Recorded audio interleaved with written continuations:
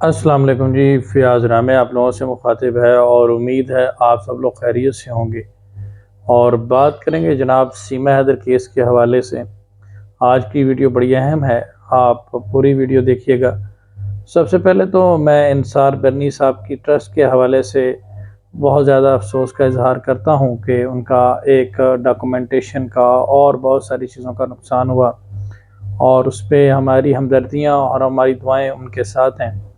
इसके अलावा मैं बात करूँगा सीमा हैदर केस के हवाले से अगर बात की जाए तो आजकल एक वीडियो बड़ी वायरल हो रही है और एक चीज़ तस्वीरों के हवाले तस्वीरें बड़ी वायरल हो रही हैं जिसमें ये दिखाया जा रहा है कि सीमा हैदर के ऊपर भारत में तशद्दुद किया जा रहा है और इसको मुख्तलिफ़ चैनल्स के ऊपर रिपोर्ट भी किया जा रहा है। भारतीय मीडिया के बहुत बहुत बड़े चैनल्स ने भी इसे रिपोर्ट किया है, इस मैटर को रिपोर्ट किया है और इसके ऊपर बात की जा रही है।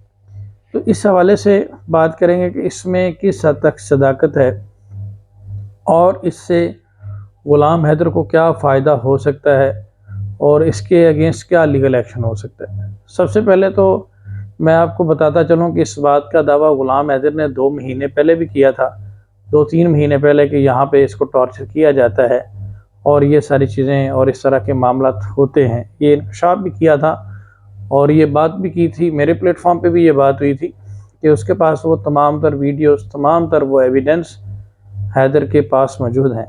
फिर बाद में अभी ये चीज़ें दोबारा से सामने आ रही हैं कि शायद इसमें नया कुछ हुआ है। तो मेरे ख़्याल में इसमें एक चीज़ तो वाज़ह हो गई कि सीमा हैदर जो कहती थी कि पाकिस्तान में औरतों को जो है वो तशद्दुद का निशाना बनाया जाता है और इसलिए वो भारत में आ गई। तो भारत में आकर भी अगर मार ही खानी थी तो फिर वो पाकिस्तान उसने क्यों छोड़ा? यहाँ से फिर उसके पास एक चीज़ तो क्लियर होगी कि ये सारी मनगढ़ंत कहानी थी जो भारत के ऊपर लगा रही है और इसके पीछे एजेंडा कुछ और है। तो ये बात तो क्लियर होगी कि यहाँ पे इसको टॉर्चर किया जाता है और कई वीडियोज़ जो हैं वो भी इसके सामने आ चुकी हैं। इस हवाले से इसमें ख़ुद भी इकरार कर चुकी है कि जिसमें इसने कहा कि सचिन ने ड्रग्स यूज़ करने के बाद उसको तशद्दुद का निशाना बनाया। लेकिन बात ये है कि इसमें लीगल एक्शन क्या बन सकता है। लीगल एक्शन इसमें सीमा हैदर चूँकि अबव द 18 है, एक अडल्ट लेडी है और उसके पास रेमेडी मौजूद है कि उसे वहाँ पे कोई टॉर्चर करता है तो वो वहाँ के इदारों को रिपोर्ट करे और उसके पास एक सोशल मीडिया की भी बहुत बड़ी पावर है कि उसके सामने आकर वो बयान दे। लेकिन चूँकि वो इस बारे में कोई ख़ुद से कार्रवाई नहीं करना चाह रही तो इस हवाले से कोई शख्स और कार्रवाई नहीं कर सकता क्योंकि कोई और इससे एग्रीव्ड नहीं है, किसी और का इससे किसी और को इंजरी नहीं पहुंची। इंजरी सीमा हैदर को पहुंच रही है तो जिसे इंजरी पहुंचनी है प्रिमा फेशी लोकस स्टैंडाई उसका बनता है, कानून के मुताबिक कंप्लेंट लॉन्च करना उसका बनता है। उसके पास रेमेडीज़ मौजूद हैं, वो कंप्लेंट लॉन्च करके मेडिकल भी अपना करवा सकती है और उसमें मेडिकल के मुताबिक जो इंजरीज़ हैं उनका तयन किया जा सकता है और सज़ा वगैरह दिलवाई जा सकती है। जिन लोगों को नॉमिनेट करे, चाहे वो AP सिंह के लोग हैं, चाहे वो किसी और के लोग हैं, चाहे वो सचिन से रिलेटेड लोग हैं, चाहे कोई पीछे और मास्टरमाइंड है, लेकिन चूँकि वो ख़ुद इस पे उसका कोई मौक़िफ़ नहीं आया या कार्रवाई नहीं करना चाहती तो लीगली फिर हम इस पे कुछ नहीं कर सकते। हाँ, यही तशद्दुद अगर बच्चों के ऊपर किया जाता है तो वो इस पे किया जा सकता है। एक पॉइंट और है, बीइंग अगर ग़ुलाम हैदर के निकाह में क्योंकि सीमा हैदर अभी मौजूद है और उसकी मैरिज इंटैक्ट है, तो इस हवाले से ग़ुलाम हैदर एक स्टेप ले सकते हैं कि उसकी वाइफ को, उसकी बीवी को जो है वो तशद्दुद का निशाना बनाया जा सकता है। लेकिन उसमें भी फिर सीमा हैदर का जो एक मौक़िफ़ है वो भी देखा जाएगा कि वो इस पे क्या चाहती है। लेकिन उसमें ग़ुलाम हैदर की तरफ से एक कंप्लेंट लॉन्च की जा सकती है और आने वाले वक्त में मोमिन मलिक साहब इस सारे सिनेरियो को देखेंगे। लेकिन अगर बच्चों को इस हवाले से कोई निशाना बनाया जाता है तो उस पर तो डेफिनेटली कार्रवाई बड़ी सख्त हो सकती है और उसके ऊपर कार्रवाई यकीनी होगी अगर ऐसा मामला कोई बच्चों के हवाले से आए। इसके अलावा संजीत यादव साहब आजकल बड़े मशहूर हैं जिनके ऊपर बात की जा रही है कि जनाब ये असल मास्टरमाइंड है। तो ये पहले कभी भी इनको नहीं देखा और एकदम से बाहर आ जाना और तस्वीरों का सामने आ जाना, तो ये भी एक सवाल पैदा होता है कि क्या इनका ताल्लुक़ किसी स्लीपर सेल से है कि ये अगर ये सारी चीज़ें मैनेज कर रहे थे फिर एकदम से ये बाहर आ गए और आकर एक वीडियो और ये सारी चीज़ें सामने आ गई।